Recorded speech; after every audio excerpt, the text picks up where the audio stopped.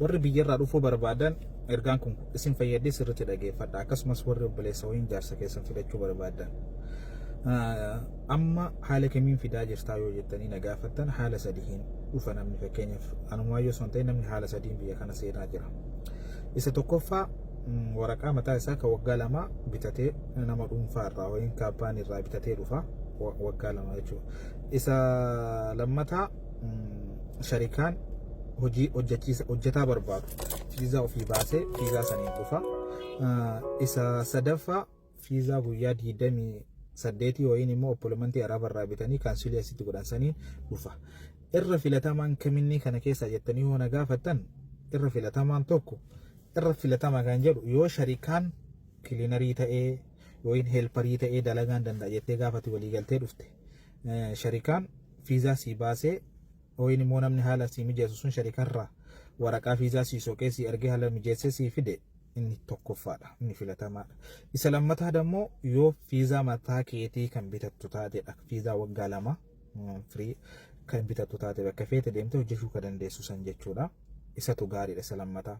Fakkeenyaaf isa waraqaan irraa dhumate jettee hin yaaddoftu biyya kana dhufte waa'ee dalagaa keetii yoo yaadde malee. Dalagaa ammoo namni waraqaa akkasii qabu hin dhaba jedhee hin yaadu yoo dalagaa filatuu taate malee ni argata hojii. Biyaas bultii 15 torbaan illee ji'a illee teessu waraqaa keetiif hin yaaddoftu fiizaan irraa dhumate jettee already fiizaa waggaa lama bitattee dhufte waan ta'eef. Inni sadaffaan immoo fiizaa araba irraa bitan kana. Ka ji'a lamaa jedhanii garuu jarri si kana salan jarri bizinas hojjetan waan ta'eef araboonni illee biyaas gatiin inni bitamu illee guddiidha. Akkuma lamaaf ho'iin bitamaa gaafa ati seenterraa si kana salanii guyyaa 28 qabda. Gaafa guyyaa 28 qabdu kaampaanii si seensisa abbaan si fide sun. Akkuma nama kamiitu komishinii sirraa kafalee si seensisa. Haa ta'uuti kaampaaniin ilmi namaa kun gantuudha, kijibaadha. Kaampaanii yoo jedhame nama dhuunfa nama malee kaampaaniin ofiin dhaabbatee hin deemu namni sunis nama. Isa kanaafuu na bira hojjetaa jedheetuma si taqabbala. Eega si taqabbalee booda gaafate guyyaa fitte ani hin danda'u jedheetiniin ijoolleen hedduun akkasitti biyya kana rakkataa jiran. Jarri hojjetaatuma jiranii narraa dalagaa jira jedhaniituma of beekanii gaafa guyyaan bahu nuti hin dandeenyu. Ijoolleen hedduun akkasii rakkatan. Kanaafuu fiizaa kana fiizaa guyyaa wayii kana oppolom asitti dhufee dalagaa soqattaa as dhuftee dalagaa si seensisaa waan jedhu kana hin filatanii gonkumaa. Ijoolleen biyya dhufuu dandeessu jechuudha. Maaf jennaan ijoollee hedduu akkasii rakkatantu jira waan ta'eef. An ofii kiyyaa hojii akkasiisan dhaabee jira. Haala lamaan malee yoo kaampaan irraa argadhe fakkeenyaaf ijoollee ramadaana kana keessa dhufte irra caalaa isaanii kaampaaniin irraa waraqaa argannee fakkeenyaaf kaampaanii qulqullina irraallee argannee ijoollee fiizaa nu hojjetee kaampaaniin daayirektilii akkuma riippoortii dhufaniin yookiin guyyaa takka nu bira bulanii yookiin immoo riippoortii abbaan sharikaa qulqullinaa sun fudhate.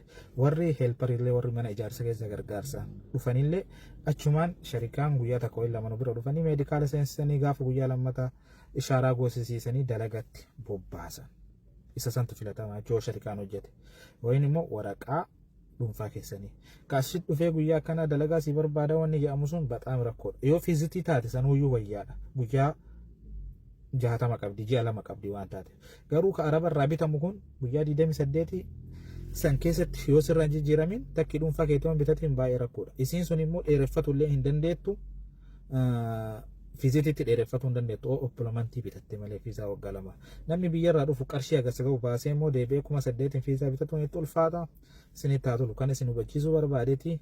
Isinitti haa tolu akkuma isaa kennanii guunnaa waadaa keenyaa lakkoofsa piroofaayilii tiktookii jalaa argachuu dandeessu. Tajaajiloota kaargoo waan kamuu barbaadan heloo jedha.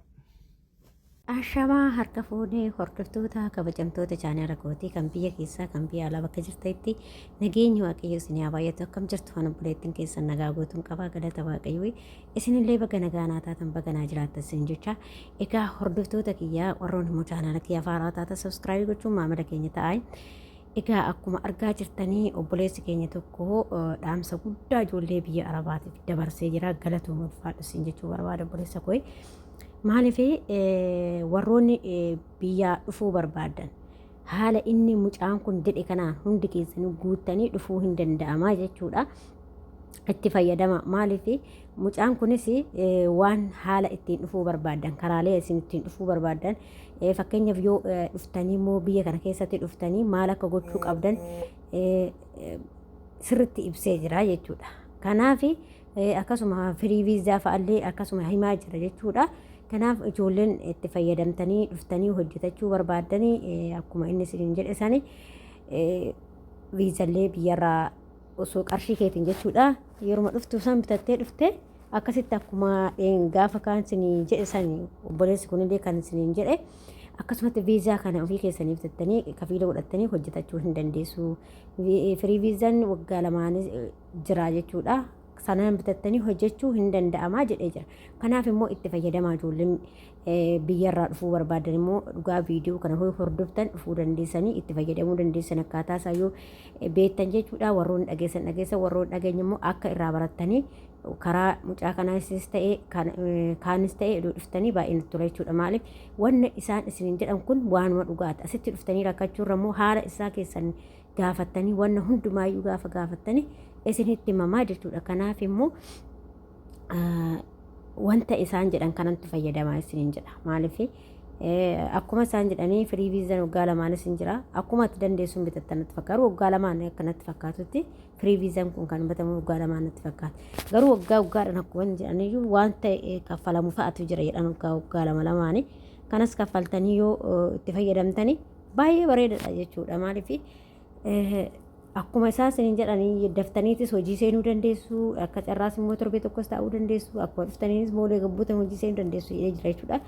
Akka isiniin jedha hordoftoota kiyyaa ijoolleen keessattuu immoo ijoolleen kan amma dhaamsi kun kan darbeef ijoollee kuni mucaan kun kan dabarse immoo ijoollee wannaatiif dabarse jechuudha. Ijoollee Dubaayii jirtaniif dhaamsi kun jechuudha. Ijoolleen Dubaayii jirtan itti fayyadamaa dhugaa isiniin jedha. Warroonni Dubaayii mucaa kana hordofaatii itti fayyadamaa isiniin jedha. Akkaataa inni isiniin jedhe kanaan dhufuu dandeessanii jechuudha. Biyyootuma hundumaa hin jira beektanii amma viizaan kun akkuma dheengadda isiniin jedhe viidiyoo irratti hojjedhetti biyyoota hundumaayyuu hin jira jechuudha. Firii viizaan jechuudha.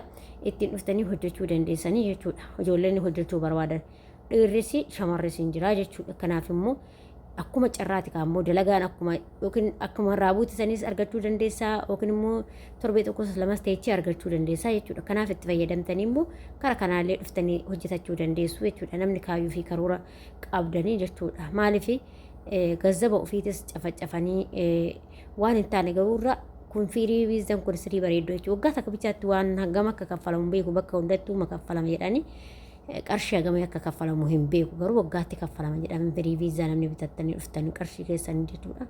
Kan daldalaa keessanii kaffaltan immoo waggaatti kaffaltuu hanni inni kaffalamu garuu ani hin beeku jechuudha. Maaliif keessan dhaxxanii gaafachuu dandeessanii isiniin jedha. Akkas isiniin jedha hordoftoota kiyya. Kanarraa kan hafe mucaa kana sirriitti dhaggeeffattan yoo ta'e irraa barattanii jechuudha. Itti fayyadamaa keessattuu ijoolleen biyya ormaa dhufuu heddan kanaa warroonni gara Dubaayii dhufuu barbaadan kun warra Dubaayii dhufuu barbaaduufi jechuudha. Kanaaf itti fayyadamaa isiniin jechuu barbaada. Akkasuma yaada fi qeeqoo qabaattan immoo komentii barreessuu hin dagatinaa. Carraa gaarii isiniif haa ta'u hunda keessanii warra dhufuu barbaadan yoo jiraattanii isiniin jedha kaa ijoollee Dubaayii yalla dafaa itti muddaa hababaan booleetti isin eega warra Dubaayii dafaa warra Dubaayii hababaa malee wanna biraa namaa simatu jettee tigisti ababuma qabatee yaa'a jette innaa akkas isiniin jedha hordoftoota kiyyaa nagataa fayyaa ta'a waaqayyo isinii wajjin haa ta'u isin gargaaru warra deemullee barbaadanii jechuudha. Itti fayyadamaa dhugaa rabbi wanti kun baay'ee bareedaadha dhugaa itti fayyadamaa akka kiyyatti itti fayyadamaa isiniin jedha.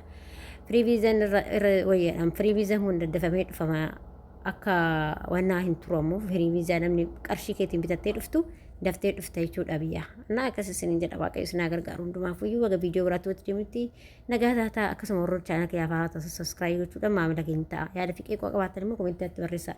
Baay'ee aga viidiyoo biraatti walitti deemutti.